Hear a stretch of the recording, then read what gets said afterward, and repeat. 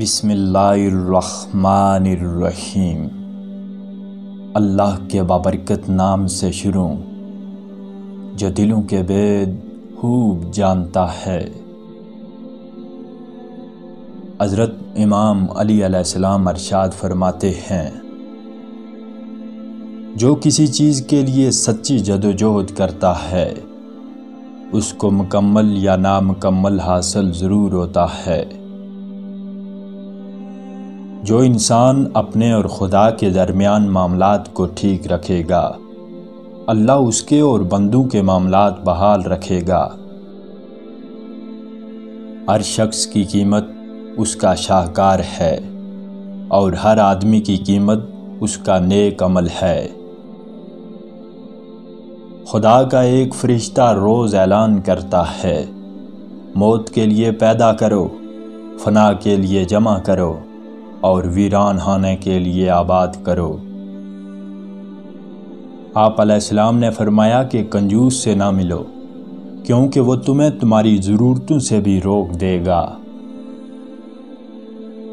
جو چھوٹے ہاتھ سے دے گا وہ بڑے ہاتھ سے لے گا۔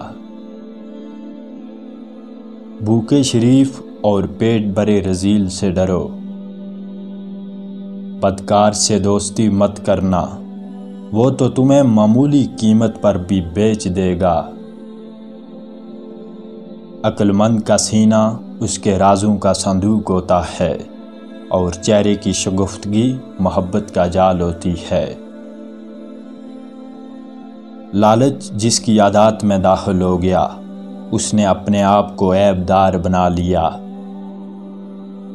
دوست اس وقت تک دوست نہیں جب تک ان تین باتوں کا خیال نہ کرے۔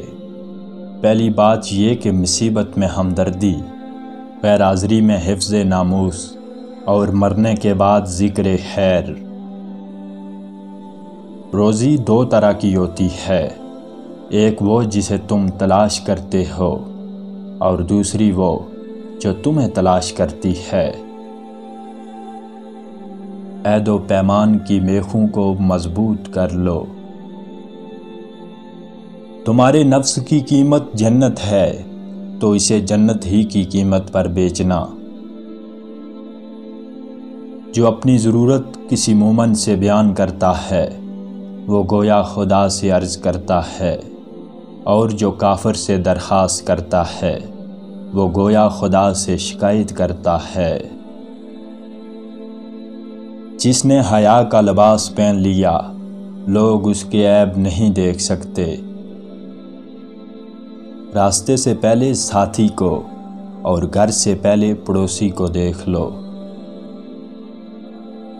ایک دوسرے سے حسد نہ کرو، کیونکہ حسد ایمان کو اس طرح کھا جاتا ہے جیسے آگ لکڑی کو کھا جاتی ہے۔ محبت و دوستی آدھی عقل اور رنج و غم آدھا بڑھاپا ہے۔ جب خدا کسی کو ذلیل کرتا ہے تو علم اس پر حرام ہو جاتا ہے۔ جب تم پر نعمتوں کا آغاز ہو جائے تو ناشکری کر کے آنے والی دوسری نعمتوں کو نہ روکو۔ دوسروں کی عدم موجودگی میں ذکر خیر کرو تاکہ تمہاری غیر حاضری میں تمہارا تذکرہ اچھے لفظوں میں ہو۔